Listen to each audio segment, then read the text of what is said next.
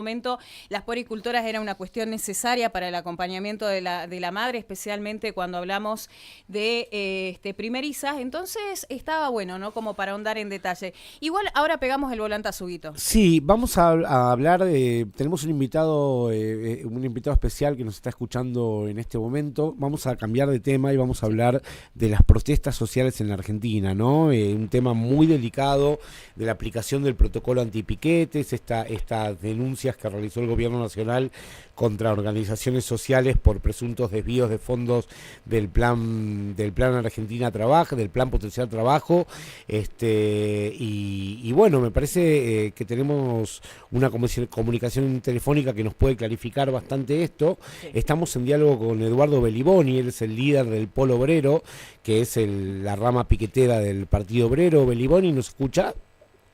Sí, ¿qué tal? Buen día, ¿cómo les va? ¿Qué tal? Buenos días. Hugo Krasnobroda lo saluda.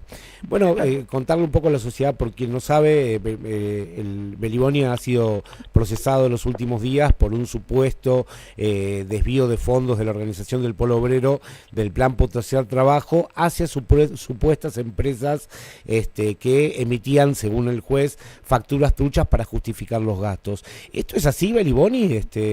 ¿Por qué nos cuenta de qué lo están acusando?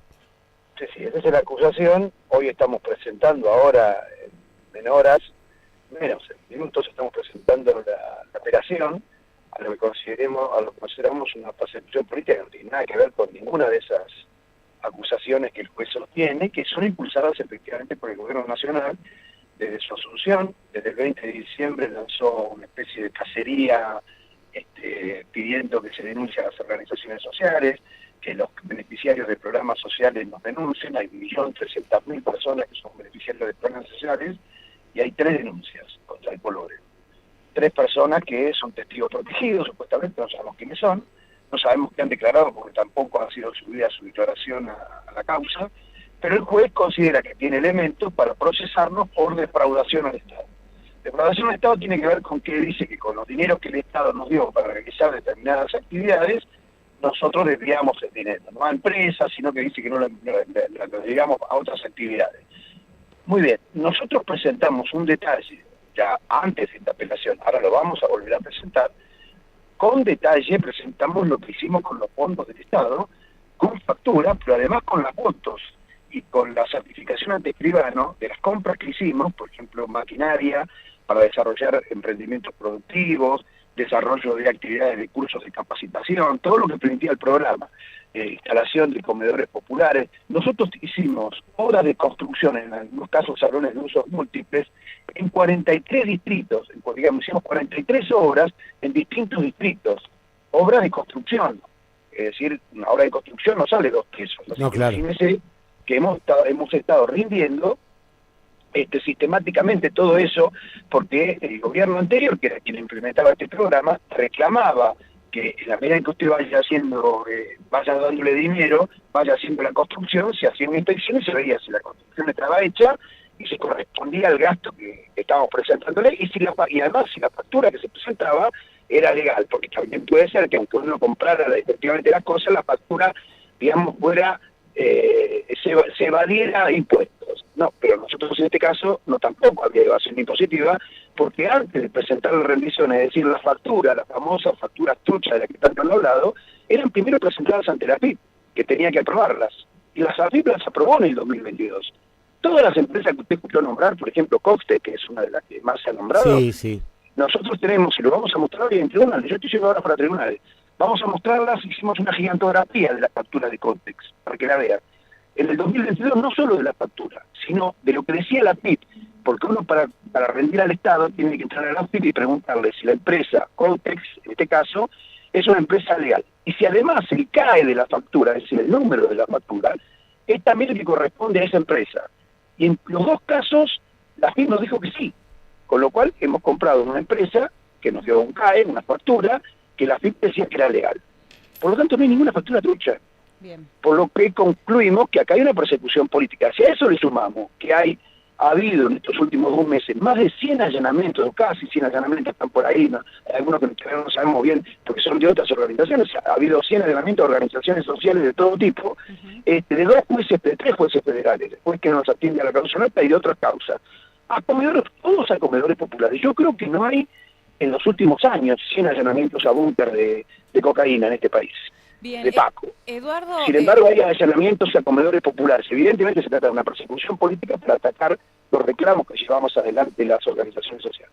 Eduardo, Carla Alfonso le habla y la verdad que preguntarle justamente con esto, el tema de los allanamientos y el tema de los comedores. Entendemos de que los comedores son no solamente lugares de contención, sino quizás el único medio en el cual una familia, hablando de los niños, hablando de adultos mayores, tienen la posibilidad de acceder a un plato de comida, ¿no? Y que hemos visto cómo han avanzado fuertemente con los comedores. En el caso de ustedes, del Polo Obrero, ¿cuántos comedores fueron afectados por este tipo de accionar?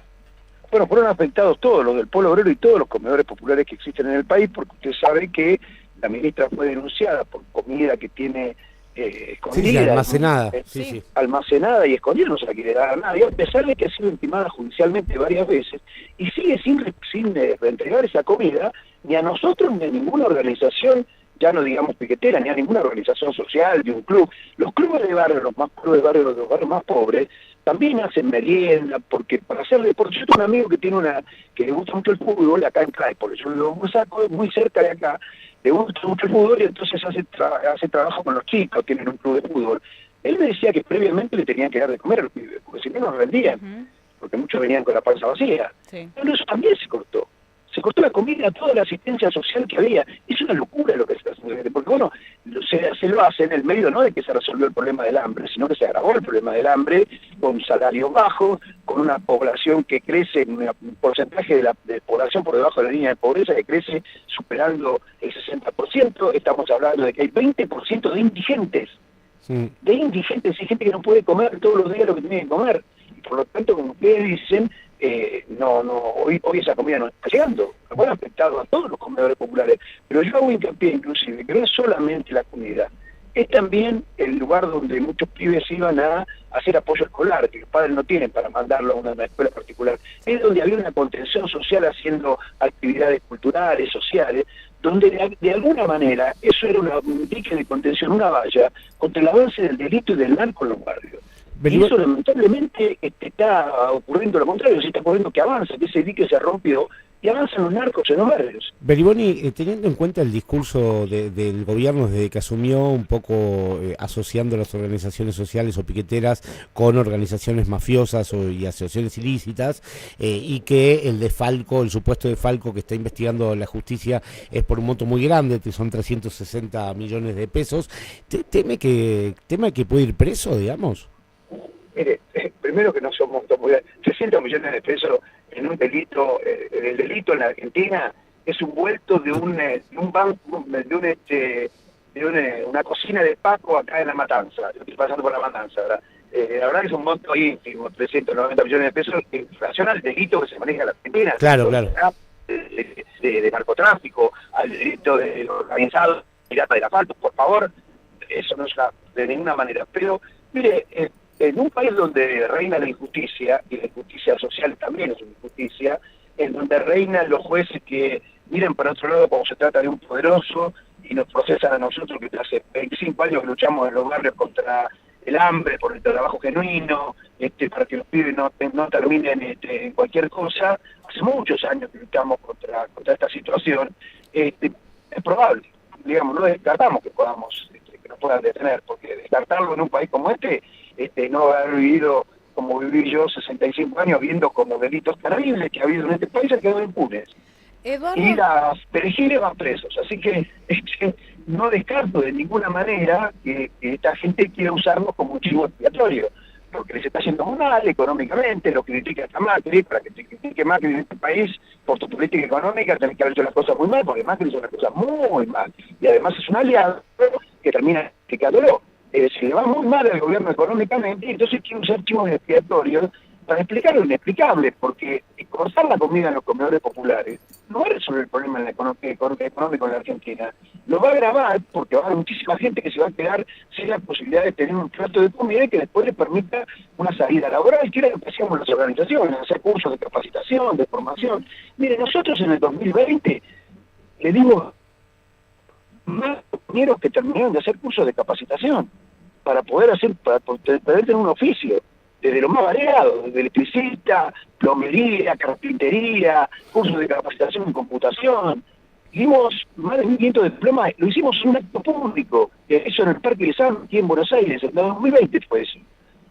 Y bueno, parece que fuéramos nosotros los responsables del delito, los responsables de la pobreza, nos llaman gerente de la pobreza. Eso le iba a preguntar. ¿Qué ¿Cómo? siente? Eso le iba a preguntar. ¿Qué siente cuando le dicen que usted es un gerente de la pobreza que le saca plata a los pobres para financiar Bueno, el pueblo mire, para obrero? alguien que combate la pobreza, la desocupación, el hambre como yo hace muchos años, por supuesto es una ofensa, pero ofende quien puede ofender. Digamos, quien me dice gerente de la pobreza y es responsable de la pobreza pues son aquellos que aplican estos planes sociales durante décadas, que nos han dejado este desastre, bueno, viene de que te jactas y te diría de que adoleces, y claramente los gerentes de la pobreza son ellos, que han llevado adelante la política de hambre de este país. Eduardo, justamente, ¿no? Hablando de esto de las diferencias, ¿no? Y hay una no, ya no decimos grieta, ¿no? Sino hay una cuestión, ¿no? De ponerlas a las organizaciones sociales como enemigos, ¿no? Como enemigos del gobierno, como enemigos de lo que estaría bien hacer para llevar adelante el país y poner también dentro de esta misma bolsa a los sectores carenciados que están postergados, ¿no? Ahora hablamos de nuevos pobres y también de personas indigentes que viven en la calle y que lamentablemente dependen, ¿no? De estos comedores para poder vivir y que incluso cuando hubo la repartición de leche, Jujuy no recibió un gramo de nada. Nada, acá no llegó ni un centavo, Claro. nada de la comida que estaba almacenada en los galpones de Capital Humano. Pero esto hace más todavía mucho más grande el tema de no solamente los discursos de violencia, sino también esto de ir unos contra otros. Sí, el gobierno tiene una política del discurso de odio como metodología, de alentar la violencia, de buscar estigmatizar a algunos sectores para justificar una política. Eso es muy peligroso, porque eso enfrenta sectores, es decir, a lo mejor una persona de clase media que hoy está perdiendo en su negocio porque no tiene ingreso, mira al desocupado con bronca como si fuera el responsable de la situación social. Yo le cuento que los programas sociales son cada vez más miserables porque están congelados en 78.000 pesos y por lo tanto han perdido toda su capacidad de poder tener una capacidad de compra mínima para una persona que está en estado de vulnerabilidad. De manera que está claro que no es el enemigo el que no tiene poder de consumo y el que tiene un almacén que está esperando que consuman. El enemigo es el gobierno que ha bajado la capacidad de compra de los salarios de las jubilaciones y que entonces hoy una caída del ingreso, cae el consumo de leche y de pan en la Argentina, no es menor lo que está ocurriendo, esto va a afectar generaciones futuras, chicos que no tomen leche, que no comen una tostada, que no se alimenta bien, no va a poder estudiar. ¿Qué quiere hacer con nosotros? ¿Qué quiere hacer con el pueblo argentino este gobierno? Someterlo, dejarlo de rodillas, pero un pueblo de rodillas y trabajadores que deberían estar bien alimentados desde chicos para poder llevar adelante una tarea productiva, terminan siendo víctimas del delito, se incorporan a la banda porque no tienen más remedio que salir a hacer algo, porque están muertos de hambre, la descomposición de los barrios. Están creando un mundo absolutamente expuesto. Y ellos, la gente que va a vivir toda la vida con las 4 personas que en Puerto Madero miran para otro lado, y no miran esto como hay que mirarlo de frente, generan una situación de tensión que si no tiene una canalización en respuestas concretas, puede terminar muy mal. La ministra del Patrimonio sacó un video el día que procesaron a nosotros, mintiendo sobre por qué no se habían procesado. Yo le expliqué por qué no procesaron, está en la causa público, se puede ver, por defraudación del Estado. Estamos mostrando hoy mismo, que lo mostraron antes, que no defraudamos al Estado. Pero la ministra nos acusó de lavado de dinero. Otra vez volvamos al que te jactas y te diré de qué adolece. Eso es mentira. Sin embargo, sale por la televisión a decir eso. Cuando dice eso, además, dice que las calles se han limpiado de movilización. Sí, dicen de que los piquetes desde abril no hay más piquetes en Argentina. ¿Cómo? Dice la ministra, dice que desde abril no hay más piquetes en Argentina, dice. No ha habido, aparte nosotros hicimos uno, inclusive que nos mataron a palazos y hay heridos, periodistas heridos aquí en la 9 de julio, está mintiendo también, para variar. Pero además, los gobiernos no se tienen que jactar de que no hay reclamos. sino que se resolvieron los reclamos. Porque yo le pregunto a la ministra, ¿se resolvieron los reclamos? Usted lo que hizo que cada reclamo que saliera lo reprimía con el protocolo, con un ejército monstruoso en la calle, reprimiendo, golpeando jubilados, trabajadores, desocupados, movilizaciones que había, movilizaciones que eran reprimidas. Entonces, ¿de qué se está jactando? ¿De que el silencio es salud, como decía la dictadura? Bueno, creemos que no es un buen camino, porque todo lo que se tapa, y esto cualquier estudiante de psicología de primer año puede decir, todo lo que uno tapa en la vida personal, en la vida social, revienta por otro lado. Bueno, Beliboni, muchísimas gracias por esta comunicación con FM Sol. No, gracias a usted. Un abrazo grande. Bueno, ahí dialogábamos con Eduardo Beliboni, bien dirigente, ¿no?, del Polo Obrero. Interesante también escucharlo, ¿no?